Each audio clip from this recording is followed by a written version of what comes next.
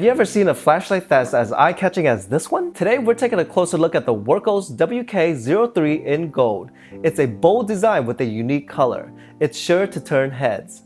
But is it more than just eye-catching? In this video, we'll dive into its features, put its performance to the test, and see if it can survive our tough durability challenges. Stick around, you won't want to miss this. Here's a quick look at the box. Let's open it up and see what's inside. A nice little note from Wurkkos. But hold on, here's the main event. The flashlight itself. The gold color really stands out. You also get the battery. You can save yourself a couple bucks by ordering the flashlight without the batteries on Wurkkos.com. They included a basic USB cable for charging. Next, you got a handy clip. A lanyard is also included. And here's a spare end cap. This one's magnetized. A couple of spare O-rings too. Then some literature. The manual's here as well. Let's dive into the details of this flashlight and highlight some key features. First up, take a look at this beautifully finished gold body, made from aerospace grade aluminum. At this price point, the build quality is excellent. Now let's focus on the textured surface. It provides a solid grip, which is a nice touch for better handling. Moving on to the clip, it sits well on the flashlight. However, keep in mind that the tail cap will slightly stick out of your pocket. Next, let's talk about the included lanyard. It attaches through a dedicated hole in the tail cap, which is exactly what I prefer. Much better than attaching it to the clip. It feels very secure in hand, but I wish there was an option for a wrist lock. Speaking of the lanyard, there are two tail caps included. The shorter one doesn't have a magnet, while the longer one does. There's a difference in texture too. The magnetized tail cap lacks the same grip as the body. A small detail that's missed, in my opinion. Also, the magnetized cap allows for tail standing even with the lanyard attached, whereas the non-magnet one wobbles while standing.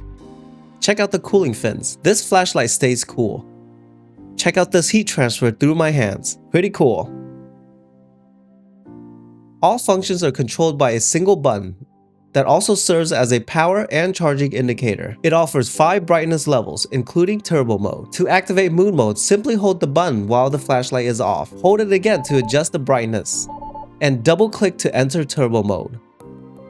For strobe mode, click the button 3 times. It's a pretty decent strobe. You can lock the flashlight by pressing the button 4 times when it's off. It will blink to confirm, and unlocking it is just another 4 clicks. I recorded this after the durability test. It looks pretty beat up. The emitter is a Nichia 519A. Here's a close-up of the emitter. The flashlight comes with the 18650 battery, and towards the rear you'll find the USB-C charging port, which is well sized to fit most cables. The tube has one O-ring for dust and water resistance. Both the end caps feature gold-plated terminals. These gold-plated springs help resist oxidation and corrosion. Inside there's a small spring, making it compatible with third-party batteries. The head and tail cap both have spring terminals to keep the battery secure. Whether it's a domed or flat-top battery, they all work, a big plus here. Speaking of the battery, it charges at a steady 1 amp. You can still use the flashlight while it's charging, but only the low and medium settings. From empty to charge, it takes 1 hour and 57 minutes. Finally, the Wurkkos WK03 is IP68 rated, which means it's fully protected against dust and can withstand water immersion. We'll test this claim later in the video. The WK03 measures 4 inches in length. With the magnetic tail, it's slightly longer at 4.2 inches. Now for the end caps. The non-magnetic one is 0.6 inches, while the magnetic cap measures 0.8 inches. The overall width of the flashlight is under an inch. It weighs 96 grams, or 99 grams with the included clip. Here's a comparison with all the Wurkkos flashlight I've reviewed so far. The smallest of the group, the HD10, followed by the WK03. Next is the FC13, which offers incredible value and a great UI. And finally, my most recent review, the HD11. For reference, here's a 4.5-inch carpenter square. For additional size comparison, here it is next to a $100 bill and a playing card. This is the runtime test for the WK03, and it lasted a solid 3 hours and 20 minutes. We're starting off with turbo, the highest setting. After just 1 minute, it dimmed down to high. At 2 hours and 30 minutes, it dropped down to medium. By 3 hours and 1 minute, it was down to low. Then at 3 hours and 16 minutes, there was another drop. Finally, it shut off at 3 hours and 20 minutes. A pretty impressive runtime with a bit of power still left. Let's head out to the backyard and check the brightness and beam pattern. I was quite impressed with the beam pattern on this flashlight. We're starting at 75 feet from the trees.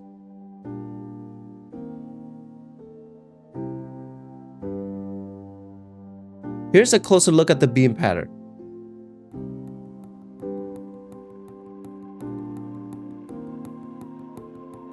Now we're 50 feet from the fence line.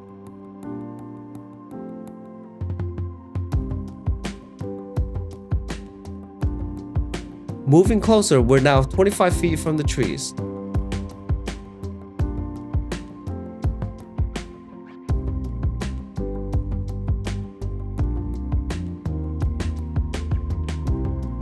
At just 5 feet away, we'll scan the tree trunk through all the brightness levels, except for turbo because it's too bright at this distance.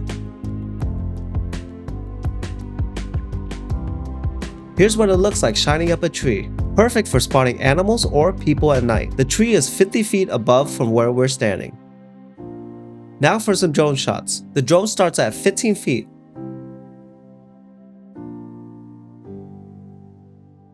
And ascends to 50 feet. This is the beam pattern at 100 feet. And finally, here's a drone view from 200 feet up. Next, we'll test the strobe modes at different ranges. If you're sensitive to light, feel free to skip ahead to the durability test.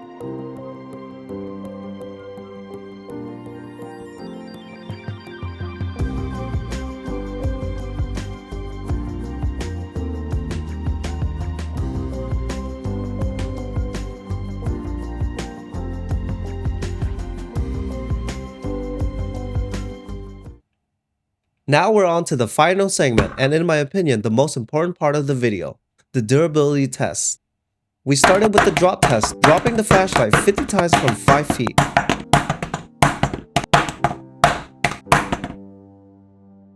As expected, it held up well with no major damage.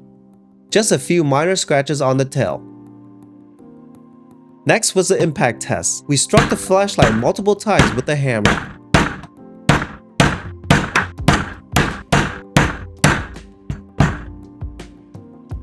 And it performed exceptionally well. There were only a few minor marks on the head and tail.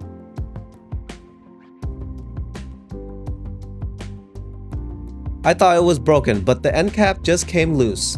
After tightening it, the flashlight worked perfectly. Then we moved to the scratch test. I used a pick, a flathead screwdriver, a utility blade, and 120 grit sandpaper to simulate wear and tear from pocket use. The pick left no marks. The flathead screwdriver made some small, visible scratches.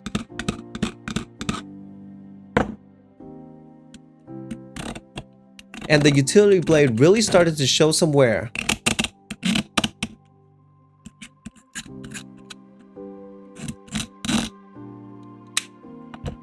When we turned it around and tried the sandpaper, surprisingly, the utility blade left more marks than the sandpaper.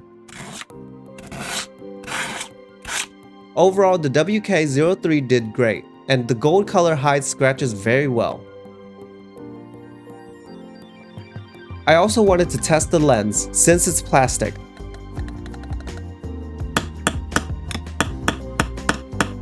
No marks were left, very durable plastic.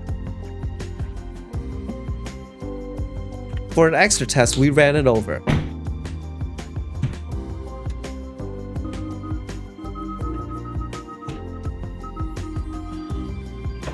The head sustained a few tiny marks, but the flashlight kept functioning flawlessly. Next, we performed the water immersion test. Dropping the flashlight in water to see if it would be affected.